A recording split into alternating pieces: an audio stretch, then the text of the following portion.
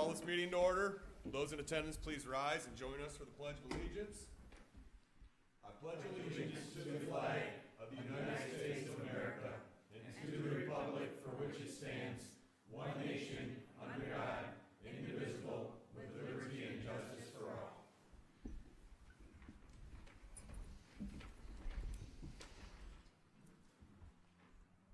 I'd like to welcome all of our friends and neighbors and colleagues to this regularly scheduled May 20th, 2019 City Council meeting. As you come in, there's a sign-in sheet. It'll be on your right on a desk. Please sign your name and address so that we know that you're here. May I please have a roll call vote? City Clerk? Councilperson Bell, Reiner, Morrissey, Yes. Sharp, Here. Stuchel, Here. Sizer, Here. and Mayor Stockford. Here. 5 present. Thank you, Katie. Councilman Bell and Councilman Briner both contacted me. They both had prior obligations for tonight and asked for an excused absence. So I'd entertain a motion to excuse both Councilman Bell and Councilman Briner. So moved. Support. Motion on the floor from Councilman Morrissey, seconded by Councilman Zizer to excuse Councilman Bell and Briner. All in favor? Aye. Any opposed? The ayes have it. We'll move into the approval of agenda. Does the city manager or any council members have any changes they'd like to make to the agenda tonight? Seeing none, I'd entertain a motion to approve the agenda. So moved. Support. Motion on the floor from Councilman Morrissey, seconded by Councilman Sharp to approve the agenda. May I please have a roll call vote? City Clerk? Councilperson Morrissey, Yes. Sharp, Yes. Stuchel, Yes. Sizer, Yes. and Mayor Stockford. Yes. 5. It's all approved. Thank you, Katie. We've got an agenda. We'll move into public comment on agenda items only. During this time, please limit your comments to 5 minutes. Please limit your trips to 1 to the podium. And please remember, as we've discussed in recent meetings, to make sure if you've got a public comment to make at this time that it has a direct tie to items on the agenda. So the podium is now open. Dennis Wayne Scott, 34 Garden Street. All I have is a couple questions, and since it's on the agenda for the ICE grant, is a couple questions I've got for myself and from neighbors is when they're going to do the actual hookup to the house and the laying of the grass. We understand that they're going to do the asphalt, and they're working on it right now, which is a good thing. But I have been asked, and myself, I'm wondering also. But no comments, just questions. Thank you. Thanks, Dennis. Any more public comment on agenda items only?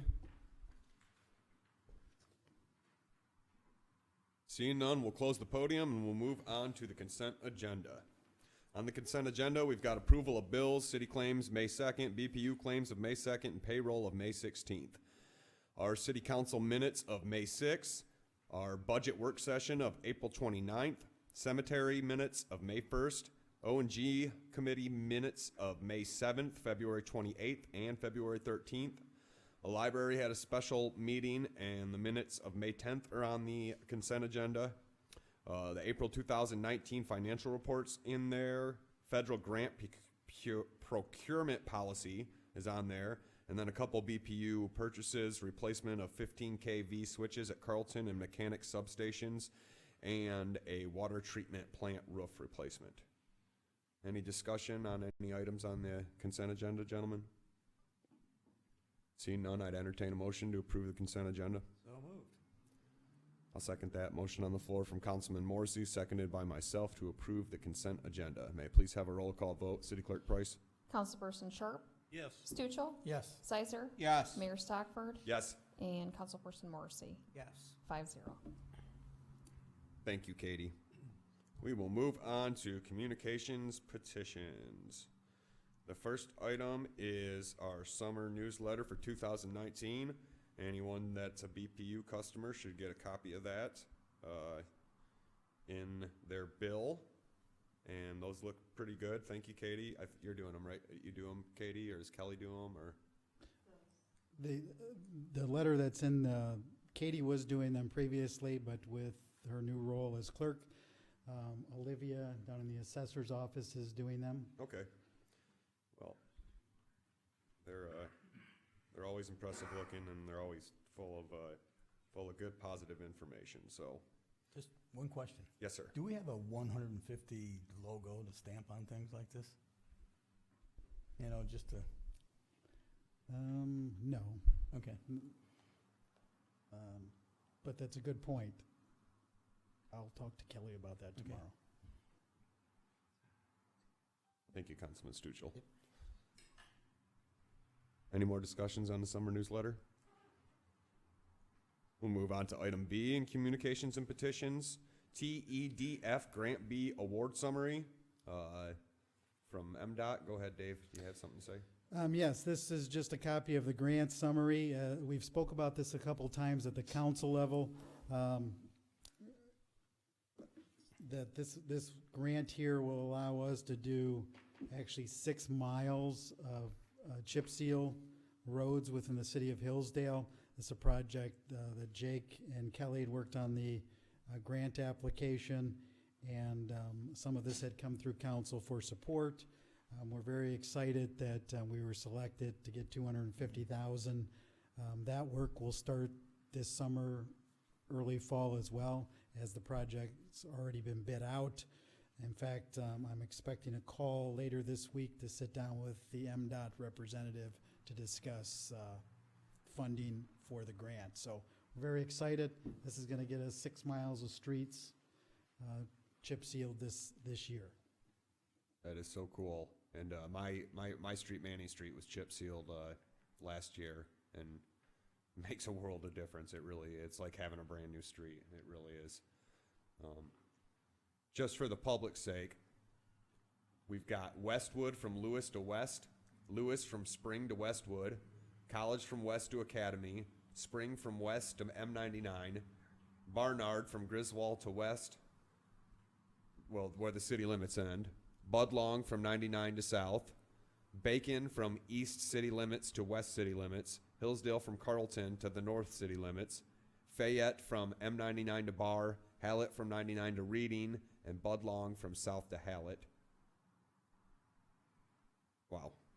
Quite a bit. Yeah, very cool. Very cool. Should have some happy residents. Any more discussion on that item, guys? Good job getting the grant. You always do. Go ahead, Jake. I just wanted to point out that there'll be some pretty extensive asphalt repair work on Hallett from 99 to Reading Avenue and the north end of Hillsdale Street prior to the chip seal and fog. So that's also included in that same grant application. So getting that prepped out for chip seal and fog. Awesome. Any more discussion, guys? Okay, we will move into introduction and adoption of ordinances, public hearing. We've got our public hearing for the budget tonight. I wouldn't imagine there'd be a lot of discussion at the council table since we've had 2 budget work sessions, but it's a public hearing, so as far as public comment goes, same rules as our other 2 comment sections. Please limit your time to 5 minutes. Limit your trips to 1 to the podium, and state your name and address. The podium's now open for the public hearing. Mayor, if I may, since no one's standing up, I'll highlight a few points on the budget just for everyone's information. Again, this is our 4th consecutive balanced budget, starting in 2016 with my arrival. Our expenditures for the upcoming year are about $801,170. This also includes a 18% fund balance in the general fund, which is about $918,000 of reserves, kind of our rainy day fund. In regards to our tax revenue and for property taxes, we are still basically flat from the financial crisis as we dip down and as things tend to trend out. We're still flat. We haven't really started moving up the slope yet. Property taxes make up about 23% of our revenues, grants and donations 22%. So we've been able to bring in enough grants to pretty much double our property tax revenue, which is terrific. State revenue sharing is 18% of the total. Pilots about 12%, internal transfers about 10%, and then other revenue sources make up that $11 million. This budget does include the public safety millage, which is about $126,500 a year, which will be set in a specific fund according to the millage language for public safety equipment. So it does include that. The sinking fund charter created millage of 3 mills is also included in the budget, though we have separate resolutions authorizing it. That generates about a little shy of 380,000. Those funds have been specifically set aside for road repair and construction. So that's one of the major sources of revenue that we use to pay for our share of these road projects like Hallett, Garden Vine and Mead, and Ripon Streets.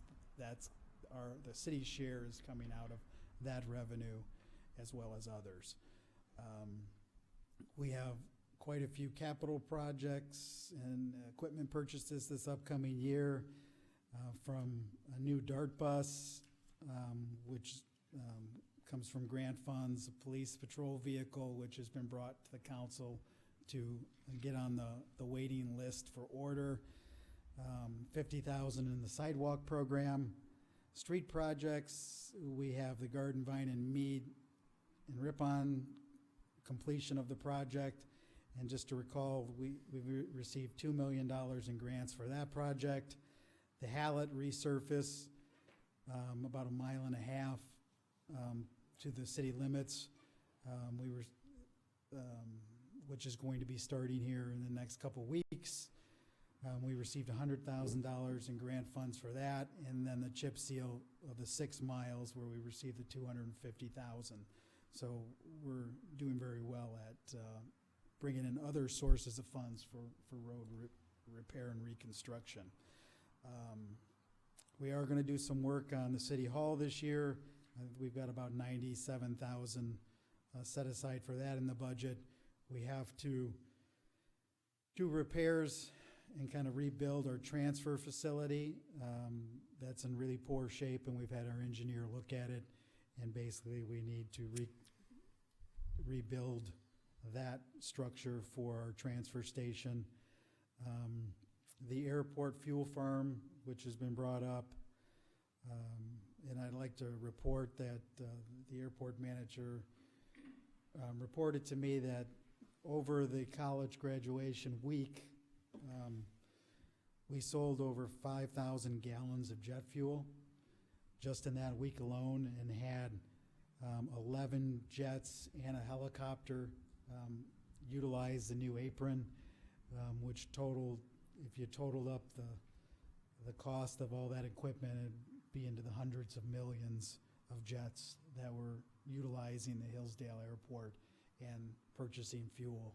So that was a great kind of a event for the airport, and we're building on that as we speak. The Dawn Theater renovations, the $1.3 million in grants that we received through MEDC, that project is scheduled to start around August of this year. The library is in need of a new roof. There's $90,000 set aside for that, and as you will see in the packet, they were able to get that cost down by bidding it out to about $80,000. And then some fire equipment that's part of that list for the public safety equipment millage. So we've got a lot of positive things going on within the city. Just a couple important notes to make. If you look, in looking at the budget, we do have a retirement coming up at the end of the year of our Human Resource Director, Kay Freeze. So that transitioning into that role, we'll be looking at bringing someone on later, early fall, to work with Kay, to learn payroll and pension and healthcare and all that's the things she handles for the city. So if you look at the HR budget, it may seem a little high, but that's because we have a second person that will be in training. And we'll probably start looking for that new person sometime after July 1st. We'll post it and we'll advertise it and whatnot. A couple areas that we did beef up this year just because the amount of work and things that needed to be done. We do have an assistant finance director that works with Bonnie over at the BPU, Tina.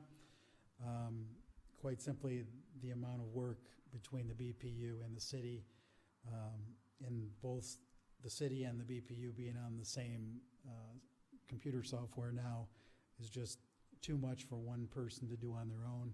And we were able to bring a very qualified person in to work with Bonnie and has made some great contributions to date. We have an assessing assistant that is working with Kim as the city assessor is supposed to go through about 20% of the properties annually to make sure they're being assessed properly and buildings aren't missed, which has been a problem in the past. This person is also Olivia, the person who did the newsletter. She is helping the city assessor, Kim Thomas, be able to get out there and do those, helping her with the review of records. And also another thing we're going to be doing is they're going to be preparing a list of all city-owned properties, because we own a lot of properties throughout the community, and create that list and look at liquidating properties we don't need to be holding on to. Whether it's a residential lot or a large chunk of land, we own a lot that we can try to get back on the tax rolls.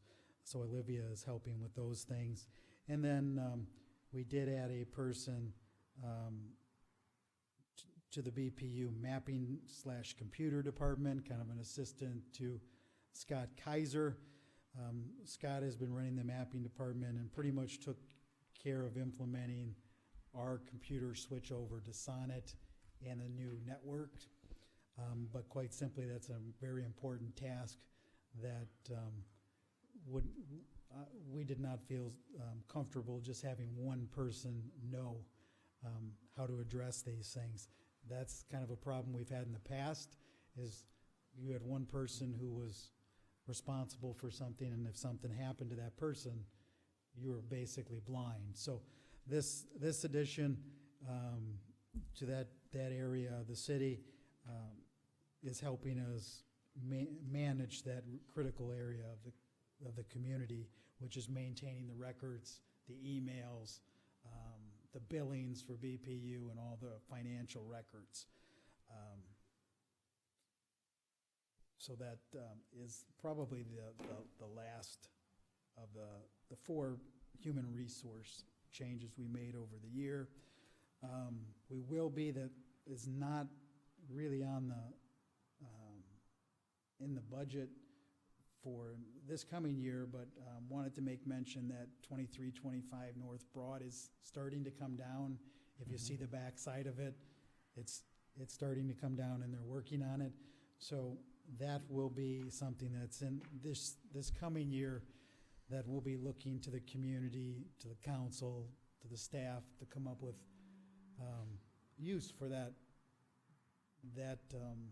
large lot area for the downtown. So there's a lot of opportunities there, and we need to make sure we talk with everyone who has some ideas and see what is the best thing for our downtown district.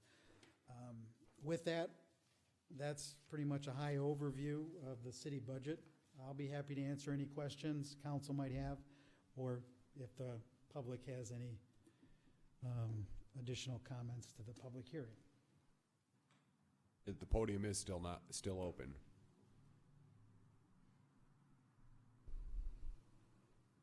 I would, I just have one question. Go ahead, for Greg. podiums. It's kind of an outside the city project, but the Dawn's going to start in August. Do you have any news when the Kiefer's going to start? I do not have a specific. I know they're working, and we're working with them on their financing arm. That they will be going to MEDC as well, Mhm. looking for grant funds, and they're looking at some creative options to help finance that. But technically, we're not connected to that any longer. That is correct. So it's all a private project.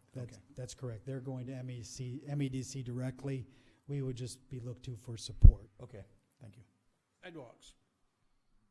It's in the budget, Yes. 1,000. Will I see a sidewalk project be done this year? We put it in last year, it didn't happen, so. Jake? Well, our hopes are yes, Councilman Sharp. That's a good. Keep in mind, last year or this year, we focused on a lot of these bigger, getting these street projects financed through these grants and such. So our hopes are that, that we've got these 3 projects going, we can get that sidewalk project in there. We're still debating on. Right, it's gotta be finalized when the budget's finally approved, but I would hope Correct. it stays in there. Well, yes, and the discussion is whether we do a specific area or we look at the worst flags of cement throughout the city. That's a discussion Jake and I have been having on what approach we should take. It'd just be great to see that this year something happen. Yep. I mean, it's nice to go out and walk, but there are some definitely red flag sidewalks you gotta watch out for. If it's dark, you're going down.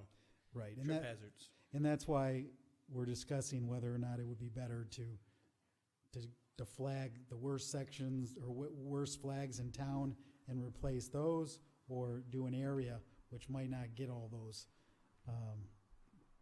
worst spots. That's just my big pet peeve is the sidewalks. I've been bugging you guys for years on that, so I look forward to it. Things are looking good, definitely. So just to be sure, we're not going to be bankrupt by 2020, right? No, All right. we're looking pretty good. If you guys don't know, there was an article in the Collegian a couple years ago that said that we were set to be bankrupt by 2020. But revenues are up 6%. Got more street work going on than we've pretty much ever had before. Employment's down? Yep, all good stuff. Another interesting side note, and Councilman Morrissey brought this up at the work session, but Hillsdale College is our biggest taxpayer now. That's quite a big change. I think a couple years ago they were number 5, so that's a result, I'm assuming, of the expansion that they've done over the past few years. Yes. So, all good news. This council should be proud. We're all proud of you, Dave. Proud of everybody in the city. Got new teams in place everywhere, and things look good. So I'm excited and proud of this city. Very proud. Any more discussion, gentlemen? Give everybody one last chance to use the podium. Now closing the podium.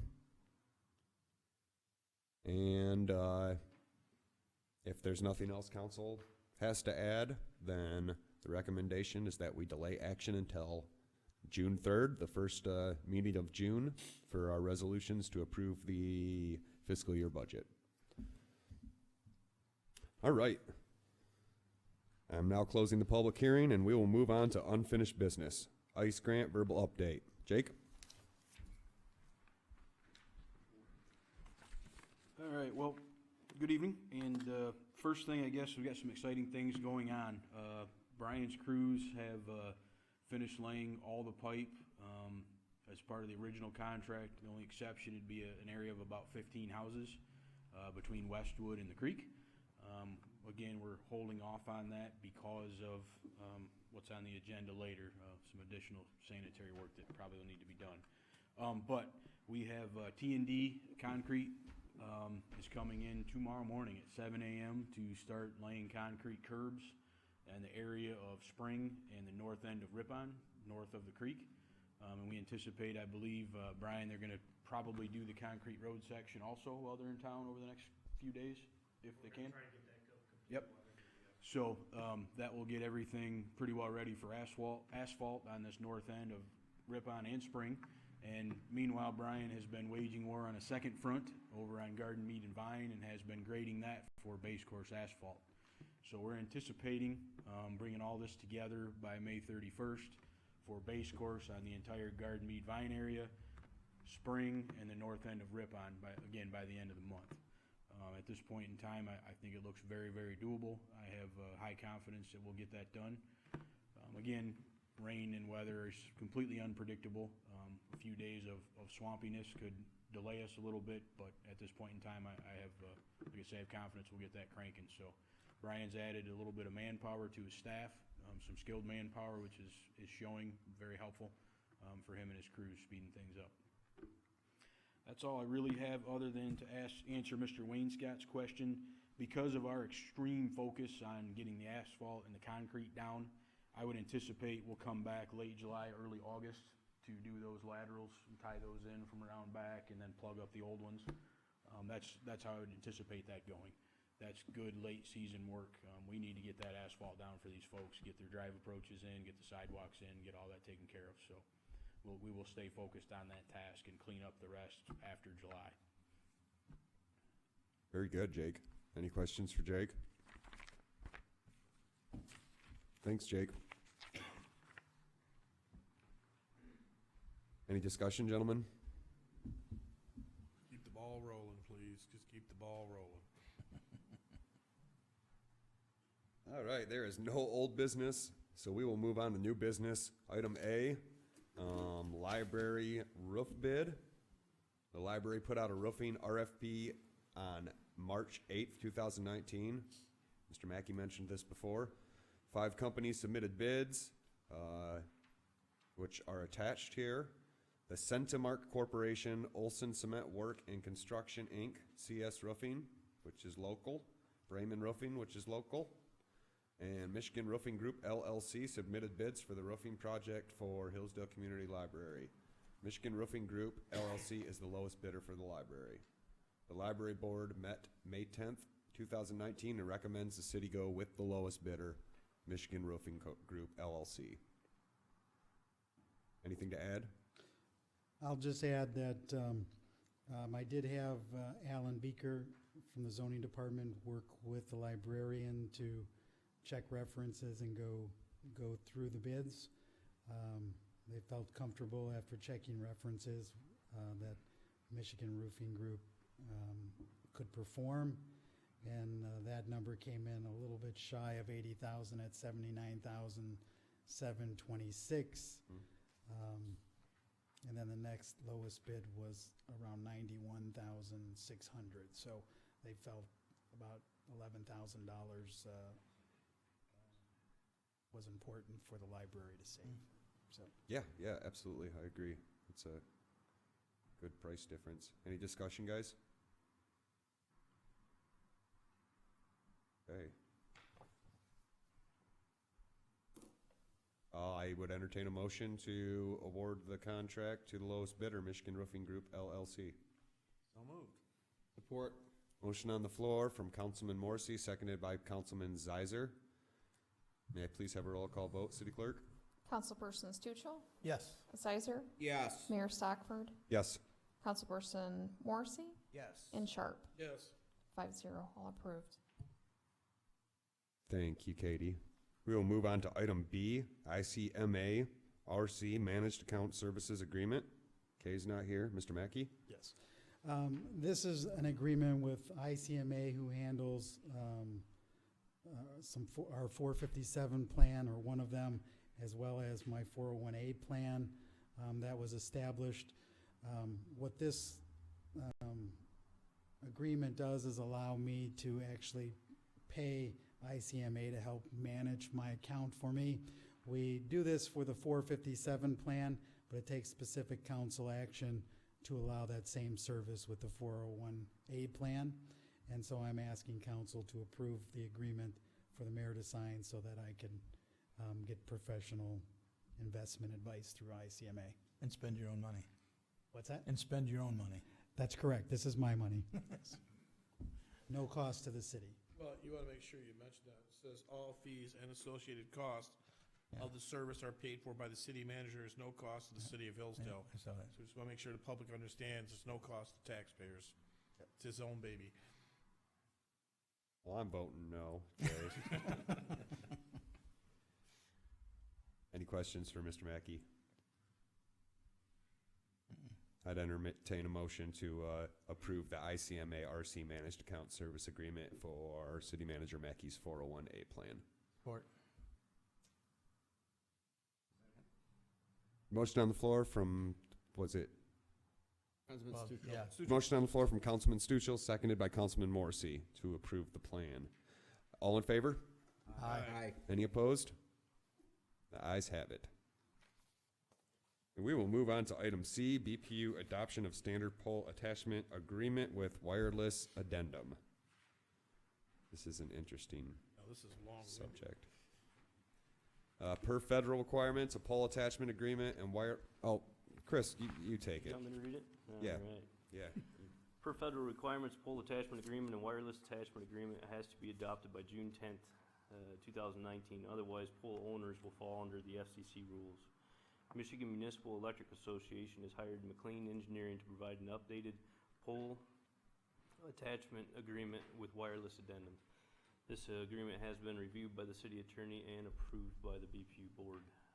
So with the new rules with the 5G that the federal government and everybody says is coming, which I believe is, they've certainly opened it up to where it's pretty open for anybody to attach to any pole that we have. What MMEA has done is come up with certain standards they have to abide by, and basically who pays for what when it comes to attaching to our poles. So if we get anybody that wants to stick a small cell antenna on any of our poles, obviously they have to meet certain criteria, and they have to pay for all the upgrades to that pole if necessary. And this just allows us to enforce those rules. The one nice thing about MMEA coming up with this is it really gets all the municipals in the state of Michigan on the same playing field. Doesn't mean that other cities aren't tweaking them, to fit theirs as well, but it's a good template to go by. So, and we don't want to fall under the FCC rules. Sure. So this is all for sure going to happen. As far as the 5G, Yeah, as far that as is the next thing, right? So you went from, hey, you have to help me, 4G, 3G, all that. They say the next step is 5G. That's coming basically with the autonomous vehicles that everybody's working on at this point in time. There'll be little small cells all over, on the main roads. That's how they're gonna make these things operate. So, because last year the Michigan Mayors Association was really trying to get all of us on board to try to basically stop these guys from being able to use our utility poles at all. So and the apparently Michigan they weren't legislature successful with it, right? No. I mean, anytime anybody hears a business, right, they open up the doors. So that's really what this has come to. Yeah, I mean, we tried our best. MMEA worked extremely hard with the Energy Committee up in Lansing and got a pretty good rule, the best that they could. And then they also came up with this standard pole attachment agreement and wireless addendum too. So Awesome. Looks pretty good, Jack? Yeah. Yeah? Any questions for Chris? Okay, I'd entertain a motion to adopt the new standard pole attachment license agreement and wireless addendum. So moved. Motion on the floor from Councilman Morrissey, seconded by Councilman Sharp. May we please have a roll call vote, City Clerk? Councilperson Zeiser, Yes. Mayor Stockford, Yes. Councilperson Morrissey, Yes. Sharp, Yes. and Stuchel. Yes. 5-0 approved. Thank you, Katie. Okay, sometime this month I'll get past this. Here we go. Item C in new business, adoption of the standard purchase of poles for inventory. Item D, excuse me. Chris? Yeah, so pricing on new 55-foot, 65-foot, and 70-foot power poles was obtained from two companies. Our preferred pole for this height is a Class D Douglas fir with penta treating. We use southern pine with CCA treating for poles below 50 foot. A new ductile iron pole has been introduced recently and shows a lot of promise for the ease of use and longevity. These poles are becoming price competitive in larger sizes. Staff plans to pursue the installation of several of the ductile iron poles this year in order to test for possible future use. We will get one full load, which will consist of 15 wood poles. This order is normal inventory replacement. Staff recommends purchasing the poles from Bell Lumber and Pole for a total price of $32,930. Any questions for Chris? Councilman Zeiser? So the ductile poles, we're going to be testing those in a real-world application, or are we putting them up in the yard? We will be putting them in certain corner poles throughout the city. We're going to get those, onesie twosies at a time. Some of the issues you have with ductile iron is obviously our linemen can't climb them, so you have to put them in a spot where the trucks can reach them. So we're not going to stick them out in the back 40 where the guys are, having to put on their spikes and climb the poles. So. But yes, they are, certainly you can see the pricing here. That's why I stuck both prices in here, just so you can see, but they are coming very competitive, so. Great. Any more questions, guys? Thanks, Chris. I'd entertain a motion to purchase the poles from Bell Lumber and Pole for a total of $32,930. So moved. Support. Motion on the floor from Councilman Sharp, seconded by Councilman Zeiser. May I please have a roll call vote, Katie? Mayor Stockford, Yes. Councilperson Morrissey, Yes. Sharp, Yes. Stuchel, Yes. and Zeiser. Yes. 5-0 approved. Thanks, Katie. And we will move on to item E, Ripon Avenue Extended Sanitary Sewer. So while installing a new sewer on Ripon Street, it was discovered that approximately 440 feet of sewer main are in need of replacement. The cost of this additional work is not covered, as it was not in part of the original scope of the project. With the project being under the grant, we are required to have this portion added to the project and to the general contractor's contract. Staff recommends replacing the additional 440 feet of sanitary sewer for the price of $118,300 to be done by Brussy Brady Company upon MEDC approval. And and also the BPU board has approved this expenditure as well. So this does move the entire project scope out to substantial completion by August 9th, which would be that second week in August. So it adds an additional 4 weeks of approximately 4 weeks of time to that Ripon Street project. So. Okay. I mean, we've got to do this, right? Yeah, so it was discovered when putting in the other sewer that this portion of the main was also in need of replacement. We got our camera, stuck it down in there, and certainly visualized the necessity of that. We had all that camera work we had reviewed by the engineer, and their recommendation is to replace that 440 feet of additional sewer main.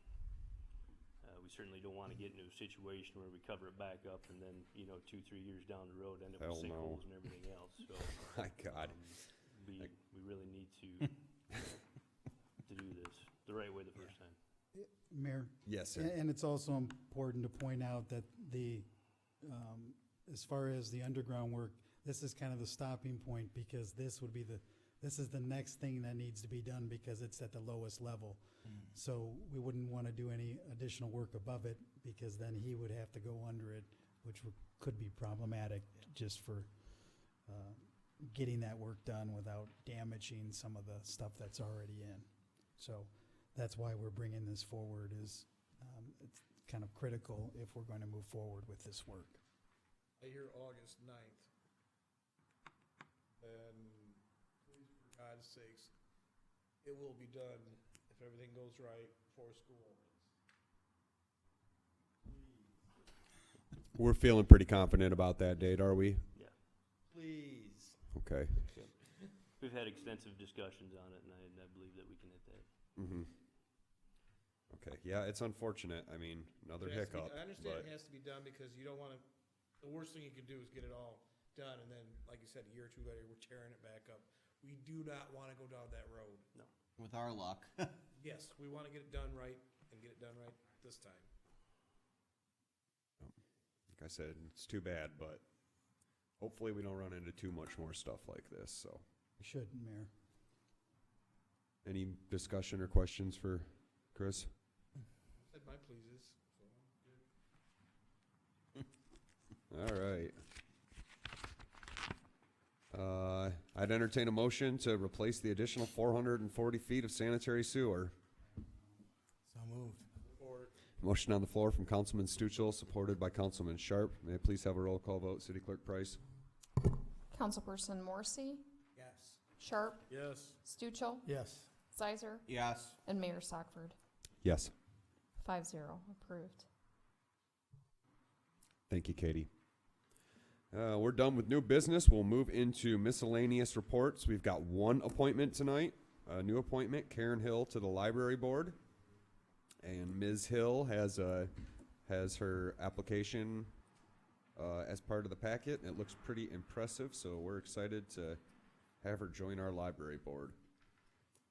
Any questions or comments? Seeing none, I'd entertain a motion to appoint Ms. Karen Hill to the library board. So moved. Or Motion on the floor from Councilman Morrissey, seconded by Councilman Sharp, to appoint Karen Hill to the library board. All in favor? Aye. Any opposed? Welcome Ms. Hill to the library board. And we will move on to general public comment. At this time, the same rules apply. Please limit your trip to one time to the podium and limit your comments to 5 minutes. You may speak on anything you like. State your name and your address. And the podium is now open. And please remember, per our council rules, there will be no discussion between council and the person at the podium. Good evening. A few years ago in '07, I was in this same podium. Can you state your name, Dr. Horton, Dr. please? Jeff Horton, 52 South Broad. Thank you. In '07, I was in about this same spot and describing an event that occurred at our home where, primarily because of the quantity of deer in the community at that time, we had one invade our home early in the morning. I came down the stairs, the deer went down into the basement and was evidently bounding back and forth over a bed that my youngest daughter was in with the dog. They were all screaming, and the deer came back and finally tried to get out into the sunroom and was throwing itself against the sliding glass doors and finally found its way out. The end result was the place was full of blood, broken furniture and everything, and it was a real problem. Now, at that time, there was a great deal of discussion about the quantity and the presence of deer in the community, and the fact that there was no real restriction of breeding and the herd size in the community. At that time, culling was decided upon, and that was quite successful. There had not been any real problems for a good while. As it turns out, I was in California, and we're trying to sell our property there, and so we can spend more time back here. But we noticed on our video cameras where there was a broken window, and I asked a friend to go in. He went into the house, surprised a deer, and then the deer went straight out through the original pane of plate glass on the front door. He'd been in the house for about a day and a half, and the place was a real mess, and it still is. Dr. Horton, Yes. just to be clear to council, this second event he's describing just happened last week, correct? Last Thursday morning at 6:47, and our friend went in at about noontime on Friday. So the house is really a mess, and there was a lot of feces and urine and broken furniture. And we're trying to correct all of that. But as it turns out, our house is somewhat on the pathway that many of the local deer take from the park into the community. And Mrs. Miller, Diane Miller, will step up after me and describe a little bit of what has been happening in the park. But we find ourselves evidently in about the same situation, where the presence of the deer in the quantity that they are decimating the vegetation and becoming a danger to the homes and to the individuals, because when those things are spooked, anything can happen. I'm surprised that that deer that took off wasn't hit on the highway, because when it went through the front door, it skidded on the porch, and we have the we have the image of it to show. Unfortunately, it makes for an interesting video, but we'd rather that it had not have happened to begin with. But nevertheless, we do, I think, find ourselves in about the same situation that we did back in '07, where the quantity of unculled deer within the community is now posing a danger to vegetation, to our homes, and perhaps to our persons, not to mention what might happen on the highway. I don't know if you folks remember the conversations back then, but there was some reticence about what to do, and especially as it related to DNR and other regulations. But there was a representative from DNR which came down and spoke to a hearing of the city council, and then this person basically said, you folks can do whatever you want to do. That DNR has very few restrictions as to what you do within the city limits. So at that point in time, then sharpshooters were engaged, and the meat was harvested and processed and turned over to food banks, local food banks. But I would suggest that given our experiences today and those which Mrs. Miller will describe, that we're in a very similar situation today, and that some measure of culling would be in order to prevent these things from happening in the future. Okay. Thank you, Dr. Horton. What an incredible story. Hi, I'm Diane Miller. I live at 35 Budlong, and I'm a volunteer in Mrs. Stocks Park. I've been down there going on 16 years working in the park and taking care of the gardens and planting shrubs and trees and flowers. And there are a lot of deer in this town. They're very destructive in the park and in the neighborhoods. I love animals. I hate even the thought of killing them, but they really don't belong in our parks. I belong to the garden club, and we do a fundraising every year and raise enough money to keep what I think is our jewel looking good in the city. And the destruction is pretty bad. What they don't eat, they rub their horns against and strip the bark off the young trees, even with protection of fencing and wrappings. I haven't figured out how to keep them from killing the young trees.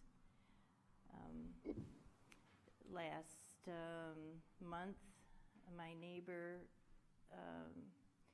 got up in the night. She heard a noise and she looked out. I don't know what brought her to the window, but she counted between her yard and my back door and the Hortons. The three of us are right there together. She counted 14 deer. I have scared off herds a little smaller than that in the past when I've been in the park early in the morning when they're there eating something that I just planted.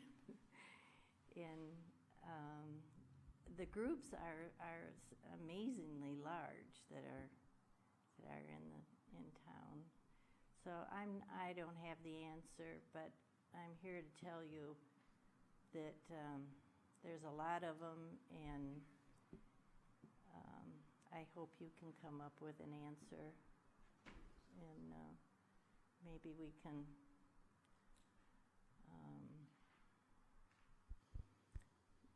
reduce the herd. That's all I have to say. Thank you, Mrs. Miller. Any more public comment?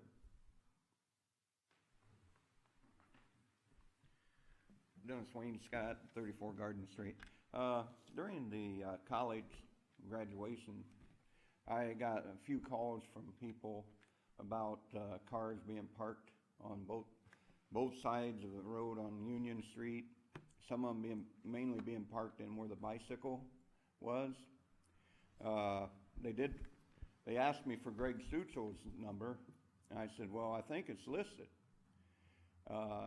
So I went in there to check where the city council members are supposed to be, and I find out that Greg does not have a phone number other that comes here to the city hall. So we didn't have a number to point him to Greg, since he's the only representative that we have for Ward 1. And I think that, that as a councilman, I think all the rest of you have your home phone numbers or some phone number there that people can get a hold of you. But Greg, he's the only representative for us, and he did not have a phone number for me to be able to refer them to him. And at the same time, we had another situation down on Ward 1 on Union Street where a gentleman was jumped by two individuals and beat up. The individual, I did call the police department and talk to our detective, I forgot his name, I'm sorry. But talked to him and told him about it, but the gentleman that got beat up didn't want his name given out. But, it was just right down there by 42 Union Street. So, those are a couple of things of being able to pass on to either our law enforcement or to our city councilman, that's our representative, to be able to have numbers to be able to get a hold of these gentlemen. So, but as far as the city, that wasn't no problem. But I just wanted to pass that on. It was passed on to me, so I'm passing it on to you. Thank you. Thanks, Dennis. Any more public comment? I will say from personal experience with the deer, that we've of course, like everybody else, have had them in our yard eating our garden. We got a big dumb dog, and I noticed that they don't come into our yard anymore. I don't know if it's got, I mean, I know that's not realistic. It's not a realistic way to solution for everyone, but I don't know if it's because of the incessant racket that he makes all the time, or it's because he goes around the property marking it and they stay away for that reason. But yeah, get a big dumb German Shepherd, and that's one way to keep them away from your property.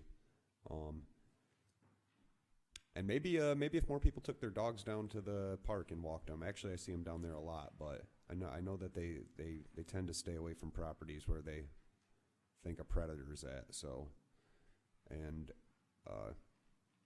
other than that, I'm sure we can have public safety look into the culling again, right? We do calling. We do bow hunting. We did the gun hunting, and it got expensive after a couple years. And the problem is, you have to look at the history of a doe.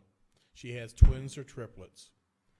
And then if there's a couple female does in that group, they have twins or triplets. It keeps expanding and expanding. I know what they're talking about. I have deer in my backyard all the time. They're everywhere. I have women calling me about them eating their hostas and stuff. You can only shoot them in certain areas, and they're still coming in. I live near Bacon. They come across out of that nice wooded area out there by Three Meadows. There's plenty of deer everywhere you look in this town. I mean, they're in our parks. I wish they would leave our flowers alone. We can look into deer calling again, but the DNR is there are rules we have to follow the DNR sets forth because they are state game animals. So we don't control them, the state owns them. They just give us permission to hunt them, and it did work. The food banks did give some food away. It worked that way, but it did cost a little bit. But it's something we could look into, yes. But we do bow hunting because my son was one of them, and he got 2 of them with his crossbow. So he did his part, and I know it was successful, the bow hunters, what they did, but that's why we went to bow hunting instead of guns, because there's a cost factor involved, and if the taxpayers want it, if that's what they want, we'll look into it and do it again. I'm all for it. But, go ahead, Dave. I was just going to ask Bonnie if she recalls how much that cost us. I know, I was thinking the number was into the $5,000 to $10,000 mark, wasn't it? I don't recall right offhand, but I do think we had a grant that was available. And so the culling didn't cost us anything. We had to pay to help get it processed and that kind of thing. And I do know that Chief Hepner knows quite a bit about this. Oh, I was on the committee back then. Right. I was on council then, and it was interesting. It worked, but once you start it, you got to continue doing it. Up in Jackson, they did it at Ellis Sharps Park. They stopped doing it now, and they're going to have, within 2 years, they're going to have a big problem up there again, because once you stop, they just multiply. They're like worse than rabbits. Councilman Zeiser. I just tend to think that as a public safety matter, it very well might be worth looking into. I mean, I see what you see, Bruce, that they're in Cold Springs Park and They're everywhere. The herd is behind your house. I've seen them there, but they're also by my house, which is kind of in the same area, but right off of Bacon. And I have a little dumb dog, a schnauzer, and she likes to chase after him. And I've seen those suckers go darting across Bacon right by the rail bridge near where I live, and somebody's going to get hurt on a long enough timeline. So, and the problem with the bow hunting, as I understand it, as opposed to the more expensive culling, is that we're somewhat limited to, I think, only the city lands that are vacant and don't have anything near them. Right? You can do it on private property too if the homeowner gives you permission. But if the homeowner gives permission, but I think that in terms of the city lands, we're limited, and there's a certain requirement as to the footage and how far it is from other things, and that's fortunately is shrinking in terms of parcels of land where you could do that as the city's developing, but it's also becoming a less effective workaround. So maybe it does bear looking into if we could scrape the money together, just because it's kind of a safety thing. It's not just the flowers. So when Ray gets back, we'll have a public safety meeting to discuss that. Sure. Within the next week or two, Mr. Horton, we will look into it. I promise you. Yeah. And we'll see what we can do. Because I don't want them breaking into your house anymore. And they Somebody just could have really been hurt with something like that. That's Yes. scary. Yeah. yes. It's a strange home intruder, but it's a home intruder nonetheless. Yes, we want to keep them out of Stocks Park too, because what they've done there is beautiful, and I want to keep it that way. And it's bad enough we got geese. Now we got to deal with a deer again. I mean, the deer have never gone away, but they're there, and it is a safety issue. And Bruce, I'd just like to comment. I mean, it's good to look into it, but we've got to come with a solution. I mean, I know there's going to be issues and challenges, whatever, but they're not going to stop breeding. And like you said, they're going to keep coming. So it looks like we need to have a long-term plan, not just a spot hit and miss, but maybe every year, every other year, or something to keep the herd limited. I mean, ideally, you just want to get it. Well, the thing was Manageable. Yeah. when they were doing it, the sharpshooters were doing it. The first 2 years worked pretty good, but then the third year the deer got wise. The first year they weren't even looking up; they were in tree stand stuff. Deer didn't know it. After the third year, But I just want to challenge your group to do look at a long-term fix. absolutely. So it's probably going to be an ongoing issue. So, Well, it's definitely we'll address that again and look at it again. thank you. All right, sounds good, guys. We got a little off track, a little off decorum, and that was my fault. But the podium is still open if anybody else would like to use it. Seeing no more public comment, I close the podium, and we'll move into the city manager's report. Just a couple quick things. This Thursday at 6 p.m., so May 23rd, we'll be having a public meeting to discuss the Hallett Street project.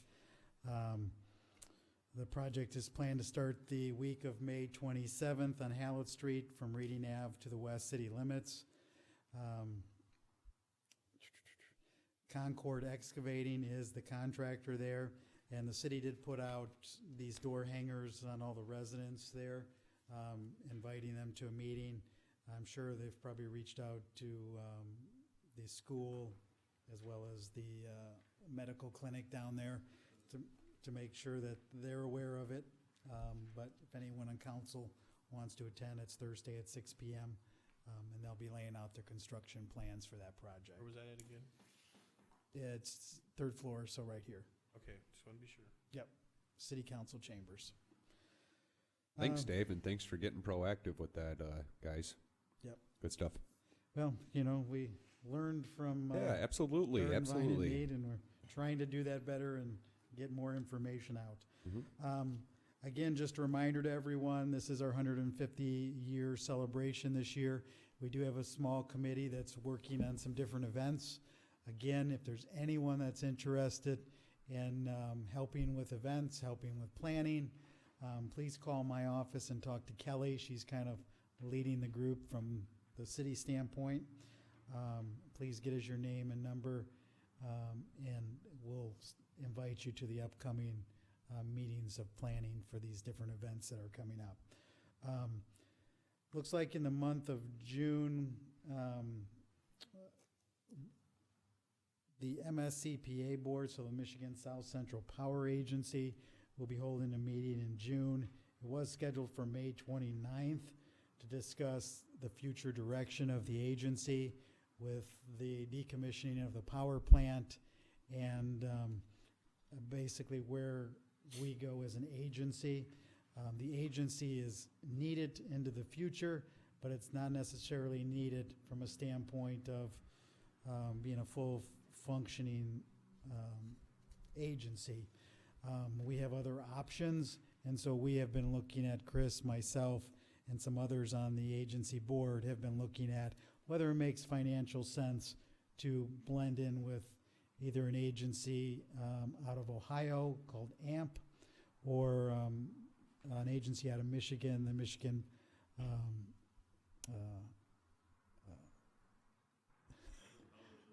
yes, the Michigan Public Power Association out of Lansing. So we're having that discussion as an agency board as well as with the direction of the staff there.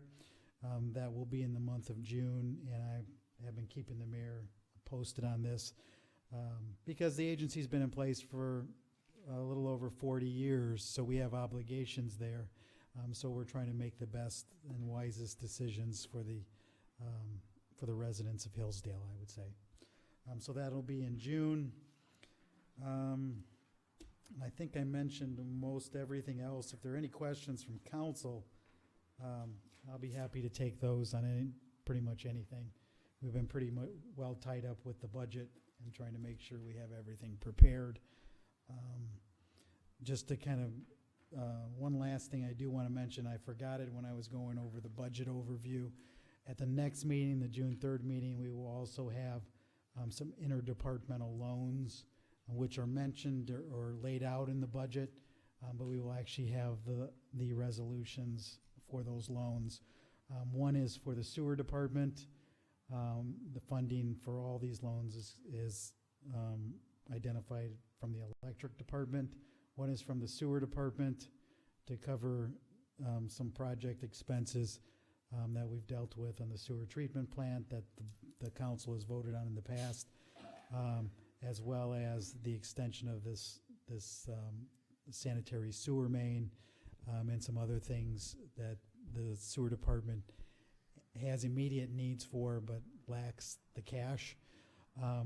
The second one is a interdepartmental loan to the general fund, and this is more to be in line with the charter and the usage of the 3 mills.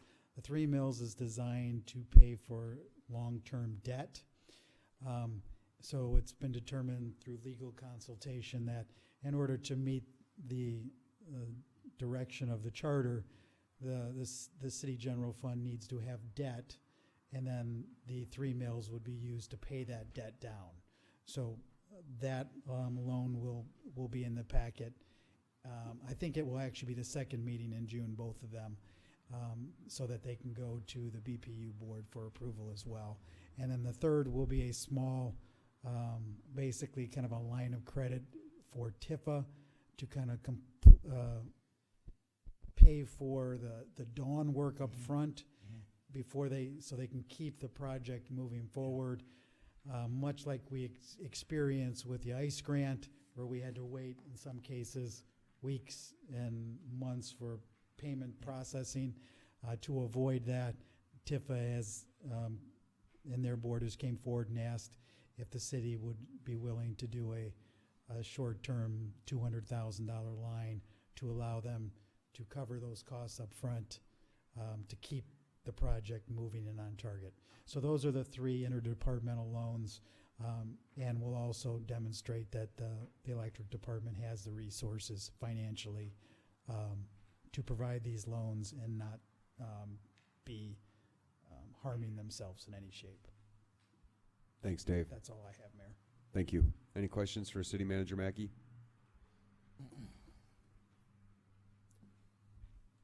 Thank you, Mr. Mackey. And we'll move on to council comment. Anybody got council comment tonight?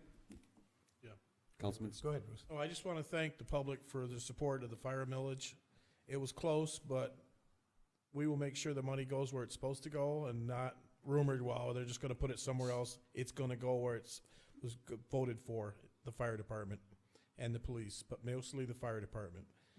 So we'll keep an eye on it too, but thank you for passing it. 13 votes was close, but it passed. Thank you. Councilman I was just gonna Stuchel? let Mr. Wainscott know, I'll get with Katie to make sure my number's there, but it is in the phone book. You can call information. It's not a private number. It's not hard to get. Just to oversight. Just open a phone book. So I'll make sure Katie has my number. Or email you.